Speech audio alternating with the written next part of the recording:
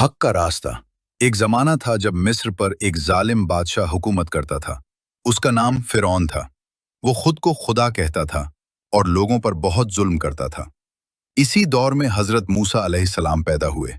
फिरौन को खबर मिली थी कि बनी इसराइल में एक बच्चा पैदा होगा जो उसकी हुकूमत को खत्म कर देगा।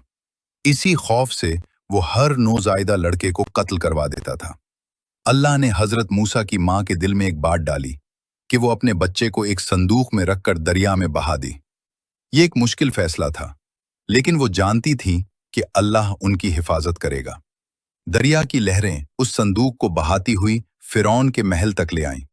जब संदूक खोला गया तो अंदर एक खूबसूरत बच्चा था। फिरौन की बीवी का दिल नर्म हो गया और उसने कहा, इसे कत्ल न करें, शायद ये हमारे लिए फायदेमंद हो।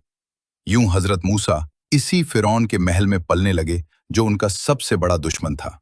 वक्त गुजरता गया और हजरत मूसा जवान हो गए। फिर एक दिन अल्लाह ने उन्हें नबूवत अता की और हुक्म दिया, फिरौन के पास जाओ और उसे हक का पैगाम दो।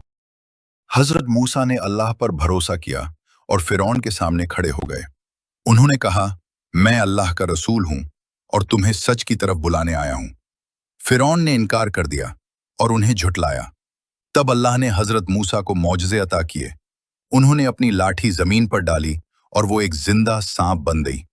ये देखकर सब हैरान रह गए, लेकिन फिरौन फिर भी न माना। आखिरकार अल्लाह का फैसला आ गया। हजरत मूसा अपनी कौम को लेकर निकले और उनके सामने समंदर आ गया। पीछे फिरौन का लश्कर था और आगे पानी। लोग घबरा गए, लेकिन हजरत मूसा ने कहा, हरगिज नहीं, मेरा रब मेरे साथ है, वो जरूर रास्ता निकालेगा। अल्लाह ने हुक्म दिया, अपनी लाठी समंदर पर मारो। जैसे ही उन्होंने ऐसा किया, समंदर दो हिस्सों में तकसीम हो गया। दरमियान में खुश्क रास्ता बन गया। हजरत मूसा और उनकी कौम इस रास्ते से गुजर गए। जब फिरौन ने भी पीछा किया तो समंदर वापस मिल गया और वो अपने गुरूर समेत डूब गया। उस दिन साबित हो गया कि हक हमेशा जीतता है और जुल्म का अंजाम तबाही होता है।